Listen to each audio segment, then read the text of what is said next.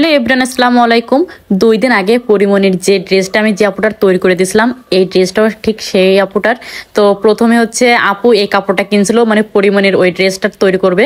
তো আমি বলছিলাম আপু এই কাপড়টা না, আপনি হচ্ছে শিপন জর্জেট দিয়ে করেন, ওইটা হচ্ছে শিপন জর্জেটের উপরে। তো আপু ভুল করে এটা কিনে ফেলছিল। তো আপু বলছিল আপু তাহলে কেনা যেহেতু হয়ে গেছে তো কি করা, তো আপনি আমাকে এই ডিজাইনটা করে দিবেন। আপু আমাকে ক্যাটালগের ছবি দিছিল, বললো আপু আপনি এইরকম ডিজাইনটা করে দিবেন।